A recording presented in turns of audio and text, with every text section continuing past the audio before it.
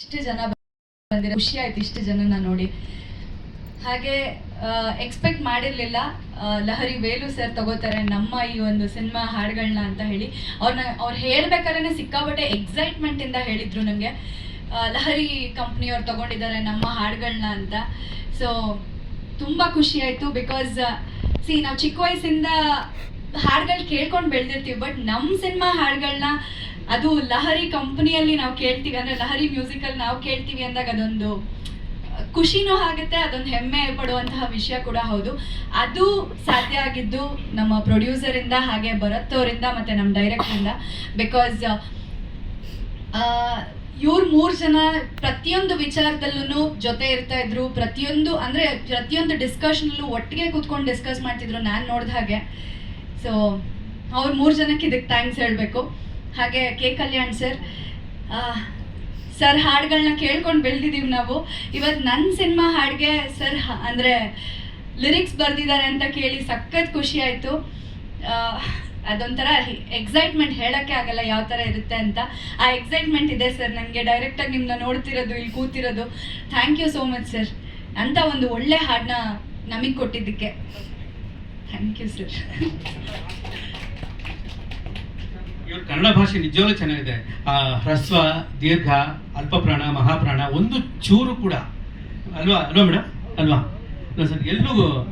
ಅಲ್ವಾ ಸರ್? ಎಲ್ಲೂ ಕೂಡ ಭಾಷೆಯಲ್ಲಿ ಏನೋ ಒಂಥರ ಕಲುಷಿತ ಅನ್ಸೋದೇ ಇಲ್ಲ. ಬೇಕು ಅಂತ ಒಂದೆರಡು ಇಂಗ್ಲೀಷ್ ಬಳಸ್ಬೋದು ಸಂದರ್ಭೋಚಿತವಾಗಿ, ಬಟ್ ಒಳ್ಳೆ ಕನ್ನಡ ಮಾತಾಡ್ತಿದ್ದಾರೆ. ತುಂಬ ಕೇಳೋಕೆ ಇಂಪಾಗುತ್ತೆ. ಒಳ್ಳೆ ಕನ್ನಡ ನೀವು ಮಾತಾಡಿದಾಗೆಲ್ಲ ಪಾಸಿಟಿವ್ ಎನರ್ಜಿ ಬರುತ್ತೆ. Thank you sir. All the best. Thank you. ತುಂಬ ಚೆನ್ನಾಗಿ ಹೇಳಿದ್ರಿ. ಇದು ಮುಂಚೆ ನಮ್ಗೆ ಹೀರೋ ಒಂದು ಕನ್ನಡ ಯೂಸ್ ಮಾಡೋದು, ಟ್ರೈ ಮಾಡಿ ಯಾವುದೇ ಕಾರಣಕ್ಕೂ ಸಿನಿಮಾ ಯೂಸ್ ಮಾಡ್ಕೊಳ್ಳಿ, ಮಾಡಬೇಡಿ ಅಂತಿಲ್ಲ. ನಾನು ಬೇಡ, ನಾನು ಕನ್ನಡ ಮೀಡಿಯಂ ಹುಡುಗನೆ, ನಾನು ಆ ಥರ ಮಾತು ಕೇಳೋದಿಲ್ಲ, ಹೇಳೋದು ಇಲ್ಲ. ಕ್ಷಮಿಸಿ, ದಯಮಾಡಿ.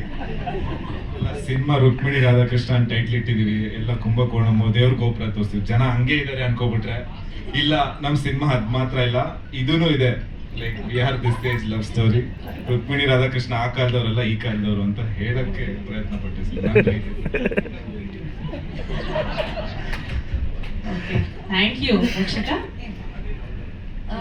ನಮ್ಮ ಪ್ರೊಡ್ಯೂಸರ್, ಯಂಗೆಸ್ಟ್ ಪ್ರೊಡ್ಯೂಸರ್, ಅವರಲ್ಲಿ ಎಷ್ಟು ಡೆಡಿಕೇಶನ್ ಇತ್ತು ಅಂತಂದ್ರೆ ಈಗಲೂ ಇದೆ. ಸೆಟ್ಟಿಗೆ ಬಂದಾಗ ಅವ್ರ ಎಲ್ಲ ಕೆಲಸನೂ ನಾನು ನೋಡ್ತಿದ್ನಲ್ಲ, ಎಷ್ಟು ಡೆಡಿಕೇಟೆಡ್ ಆಗಿ ಮಾಡ್ತಿದ್ರು. ಅವ್ರನ್ನ ನೋಡಿದಾಗ ನಮಗನ್ಸೋದು, ಎಸ್ ನಾವು ಈ ಸಿನಿಮಾಗೆ ಇನ್ನೂ ಚೆನ್ನಾಗಿ ಮಾಡಬೇಕು, ಇನ್ನೂ ಚೆನ್ನಾಗಿ ಕೊಡಬೇಕು ಅಂತ ಹೇಳಿ. ಪಾಪ ನಮ್ಮನ್ನ ತುಂಬ ಚೆನ್ನಾಗಿ ನೋಡ್ಕೊಂಡಿದ್ದಾರೆ. ಕುಂಭಕೋಣಕ್ಕೆ ಕರ್ಕೊಂಡು ಹೋದಾಗ್ಲೂ ನಮ್ಗೆ ಏನೂ ತೊಂದರೆ ಆಗದೆ ಇರೋ ಹಾಗೆ, ಸಿನಿಮಾಗೆ ಏನೂ ತೊಂದರೆ ಆಗದೆ ಇರೋ ಹಾಗೆ ನೋಡ್ಕೊಂಡಿದ್ದಾರೆ. ಆ ಫ್ರೇಮ್ಗಳನ್ನ ನೋಡಿದ್ರೆ ನಿಮಗೆ ಗೊತ್ತಾಗುತ್ತೆ ಎಷ್ಟು ಚೆನ್ನಾಗಿ ಅವರ ಒಂದು ಜವಾಬ್ದಾರಿನ ನಿಭಾಯಿಸಿದ್ದಾರೆ ಅಂತ ಹೇಳಿ. ನಮ್ಮ ಡೈರೆಕ್ಟರ್